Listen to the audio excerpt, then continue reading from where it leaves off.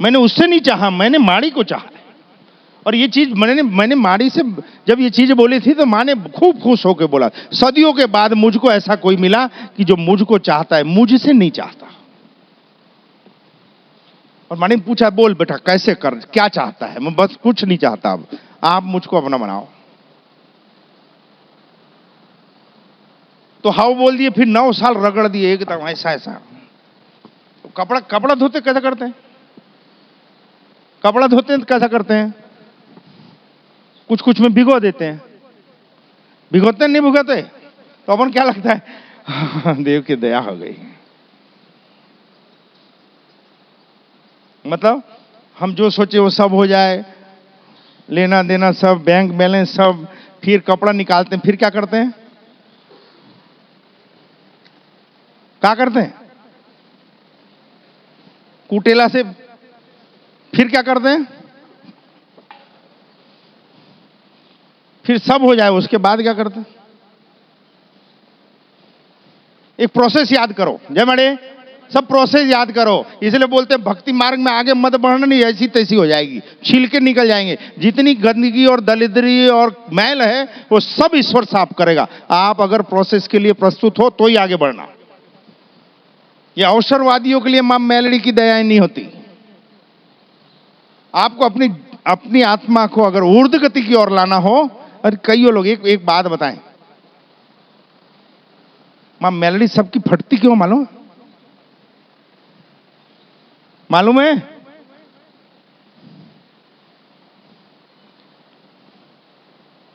ये दे, मेरे को भी नहीं मालूम। मगरमच्छ जलचर है, पर पानी में अगर हाथी को पकड़ ले तो हाथी की कोई औकात है कि वो मगर से छूट सके? थलचर में मतलब जमीन पे चलने वालों में महाकाय हाथी, पर जलचर मगर के अगर पंजे में आ गया तो हाथी नहीं छूट सकता।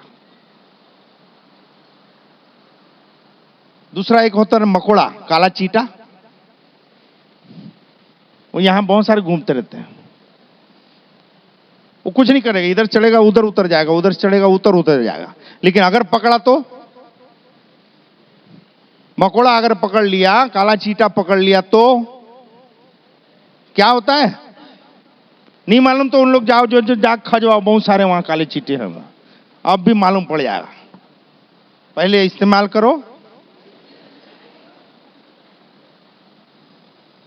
मकोड़ा अगर पकड़ लिया, काला चीटा पकड़ लिया तो धड़ रह जाएगा लेकिन छोड़ेगा नहीं, अगर अनुभव हुआ हो तो। उसने पकड़ लिया आपकी चमड़ी को तो आप निकालोगे तो धड़ उसका अलग हो जाएगा, लेकिन मुंडी तो आपकी पकड़ी रहेगी। सेम वैसे ही मां मेलडी पकड़ती नहीं है। और कईयों को ऐसा लगता है 2-5-10 साल हुए सेवा कर रहे हैं मतलब हम माड़ी के हो गए। तुम बोल रहे हो माड़ी के हो गए, माड़ी ने बोला कि तुम मेरा हो गया।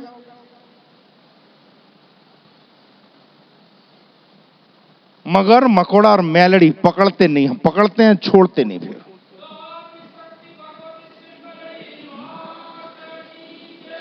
पकड़वाने की तैयारी हो तो ही आगे बढ़ना, माड़ी को पकड़ने की कोई खुजली नहीं है।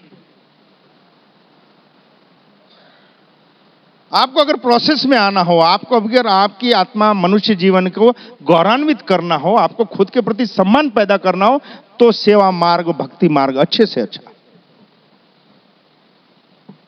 इसमें किसी से अपेक्षाएं सिवाय उसके और किसी से, अरे एक खुमारी होनी चाहिए यार कि हम मेलडी के सेवक हैं, हम शक्ति सेवक हैं, हम शक्ति पूजक हैं यार। हम निर्बल कैसे हो सकते हैं? हम अभाव में कैसे हो सकते हैं?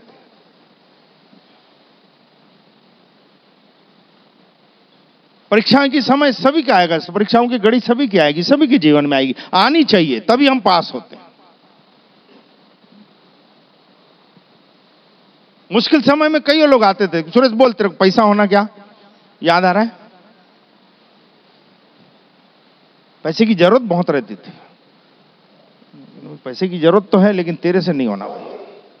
मेरे को बोलते थे यार तेरी अकड़ नहीं गई अभी तक। नहीं भाई, पैसे की जरूरत है लेकिन तेरे से जरूरत है।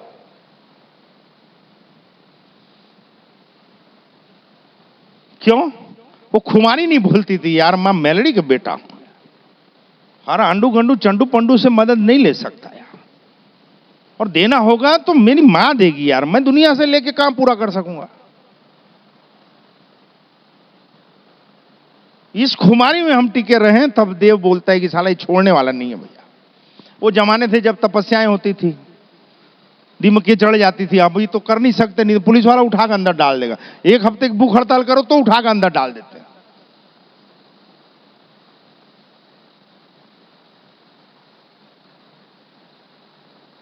वो हो नहीं सकता। लेकिन गृहस्थ जीवन में ये तपस्याएं हैं।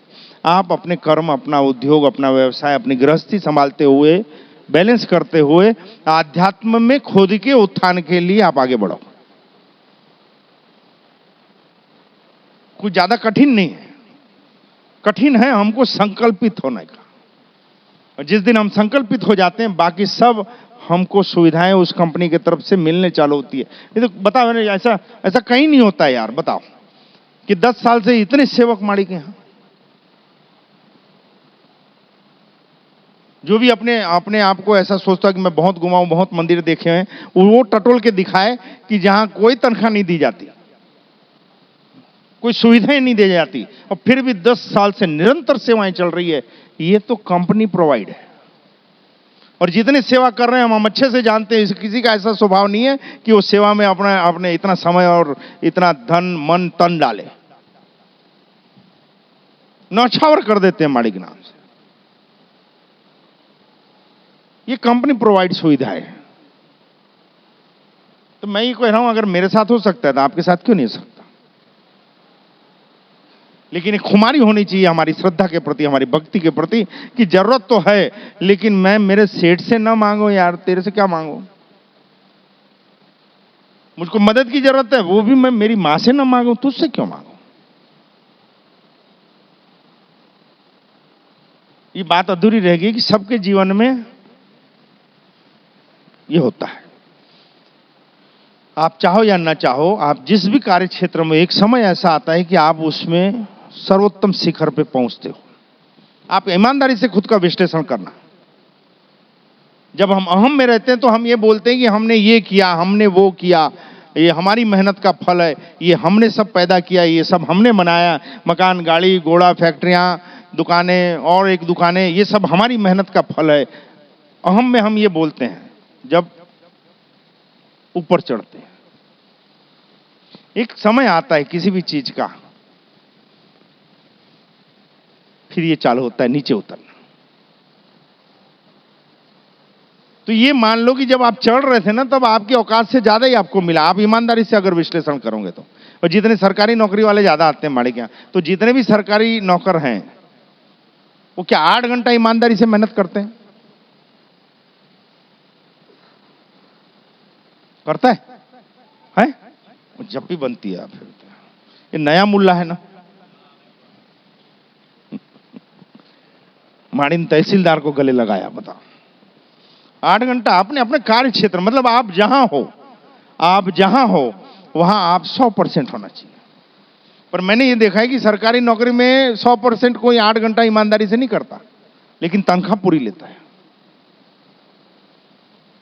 हम जितना अपने व्यवसाय में, उद्योग धंधे में जितनी देर हम मुख्य सीट पे बैठते हैं, उसका 10% भी हम हमारे मुख्य केंद्र में बैठे हैं तो ऊर्जाओं का भंडार हो जाएंगे।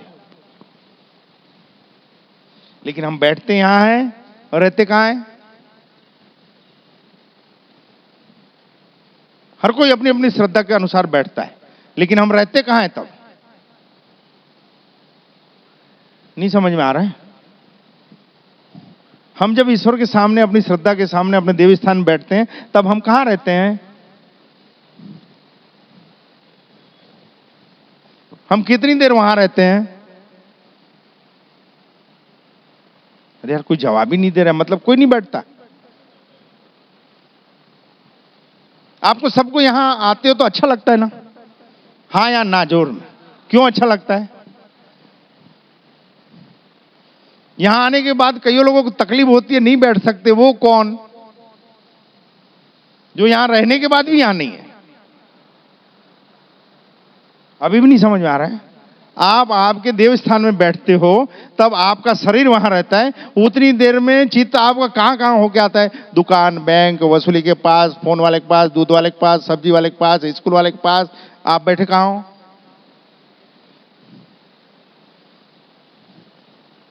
होता है?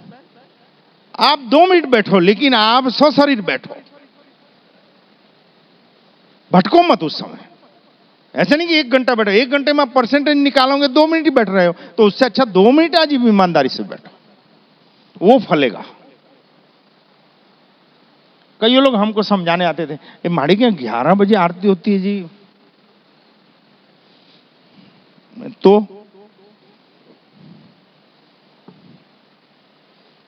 तो बोले वहां गए तो वहां तो ब्रह्म मुहूर्त में 4 बजे होती है। बोले नहीं, 11 बजे भी लोग दौड़ते हुए आते हैं, हमारी माड़ी हाईटेक है। बोले नहीं नहीं, सूर्योदय के पहले आरती करनी चाहिए। मैं बोले तेरे कौन सा भगवान आके बताया? कौन भगवान आके बताया कि सूर्योदय के पहले आरती करो तो मैं खुश होऊंगा?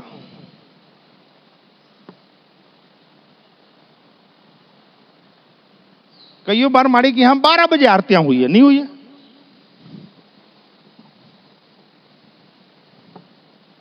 कारण मैं जिसके नाम का संघनाद कर रहा हूं, मैं जिसको आह्वान कर रहा हूं, उसकी अनुभूति अगर मुझको न हो तो मैं क्यों घंटा बजाऊं यार?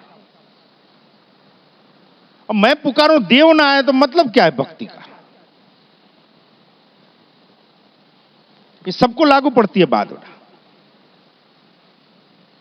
क्या हम पुकारें देव ना आए, क्या मतलब? और देव आए और हमको अनुभूति ना हो तो क्या मतलब मनुष्य जीवन का? तो हम जिसकी आराधना आरती कर रहे हैं, उसकी अगर अनुभूति ना हो तो मतलब क्या है यार? और कई बार ये होता है कि लोग निकलते हैं, उसकी गाड़ियां खराब होती है और जोर रिटर्न चालू होता है, आंख में आंसू रहते हैं, माड़ी प्लीज, माड़ी आरती रुक जाओ, थोड़ी देर रुक जाओ, माड़ी प्लीज प्लीज। उसका इंतजार करते रहते हैं कब गेट में घुसे तो आरती चालू करें। और आरती चालू होती है, उसके बाद इतना रोते हैं, माड़ी पैर क्यों आज हमारे साथ ऐसा ऐसा हुआ, हम लोग सब प्रेयर कर रहे थे, माड़ी प्लीज रुक जाओ, आरती लेनी है। रुक जाते हैं।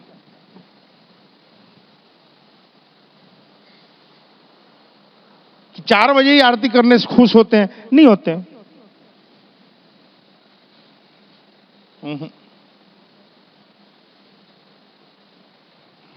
क्या बोलोगे?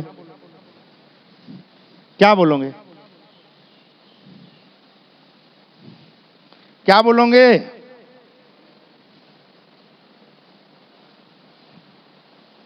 उतारो आरती मां मेलड़ी पधार्या।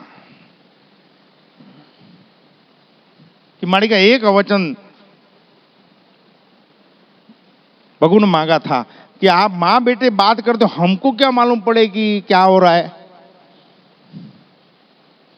तो क्या चाहते हो? उस दिन नारियल ऐसा फूटा था, तो माते ने मांग लिया कि जब भी माड़ी आप नारियल लो, इसी अवस्था में मिलना चाहिए, तो मैं मानूंगी मेरी जगदम्बा आ गई। माड़ी ने कहा चल ऐसा करेंगे बेटा। तो 10 साल से जब भी माड़ी को नारियल दिए, माड़ी ने सिंहासन बना के दिया, ले मैं बैठी हूं।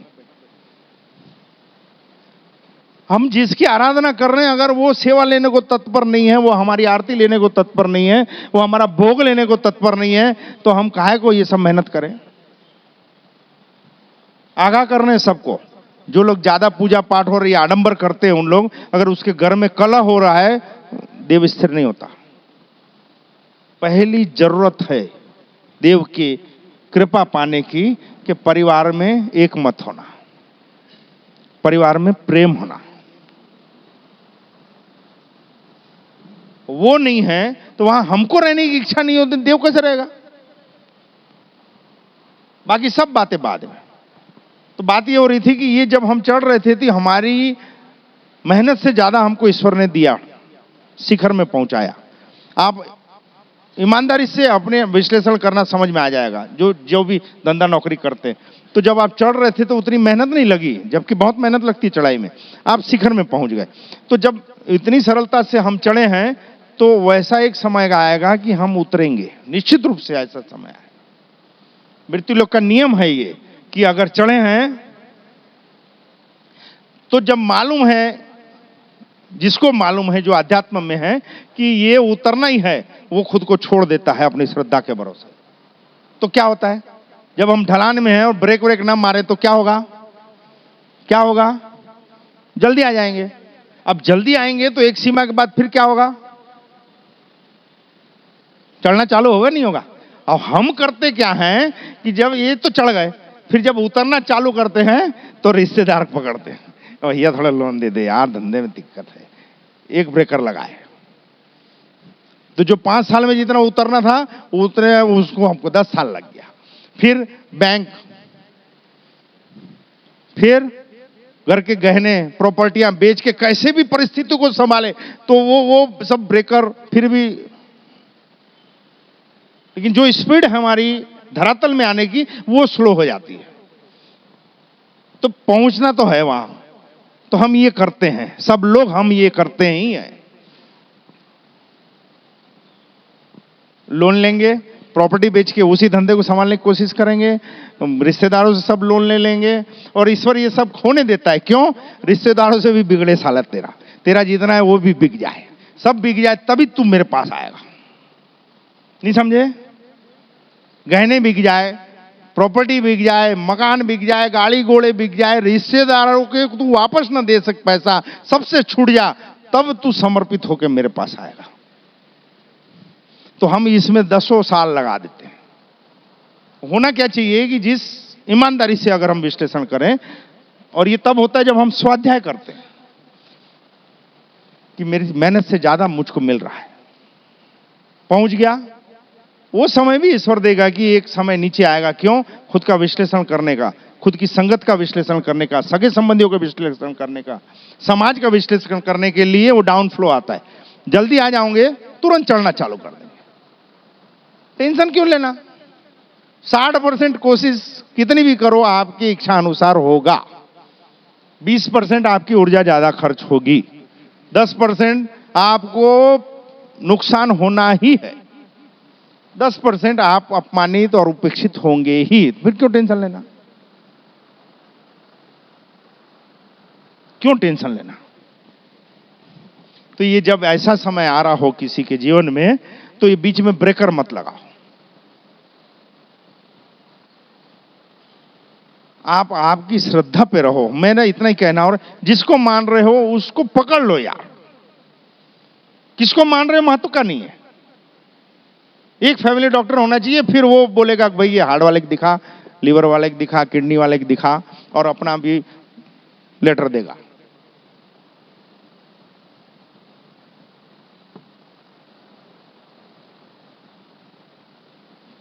कोई जीवात्मा छोटी नहीं है, कोई जीवात्मा बड़ी नहीं है, बस हमने प्रोसेसिंग नहीं की।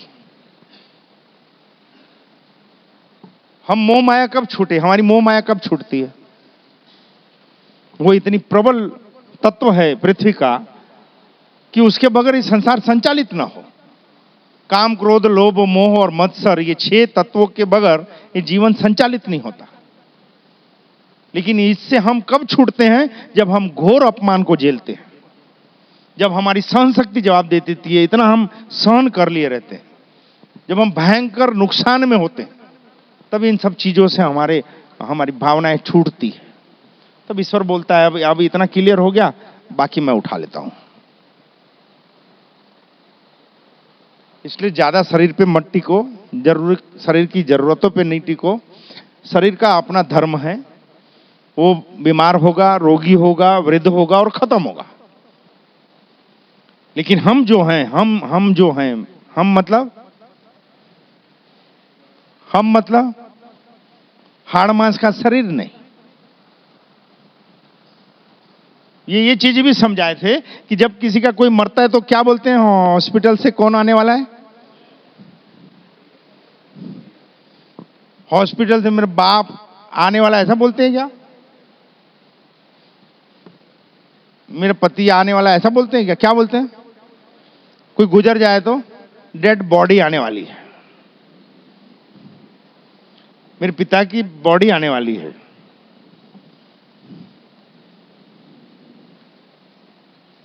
हम लोग डेड बॉडी का इंतजार कर रहे हैं, मृत शरीर का इंतजार कर रहे हैं। हम और आप जो हैं वो चेतना है, वो आत्म तत्व है, वो शरीर तो माध्यम है उस तत्व को काम करने के लिए। क्यों टेंशन करना है यार? आत्मा का नहीं कोई अपमान कर सकता है, फिर भी क्यों टेंशन करते हैं हम? तो कोई क्या बोल देगा, क्या बोलेगा आत्मा, क्या बोलेगा? हम शरीर पे टिकते हैं तब इन तत्वों की तकलीफें होती हैं। आप सबको सद्बुद्धि मिले, आप सबको सदमार्ग मिले, ऐसी कामना। जय मणि।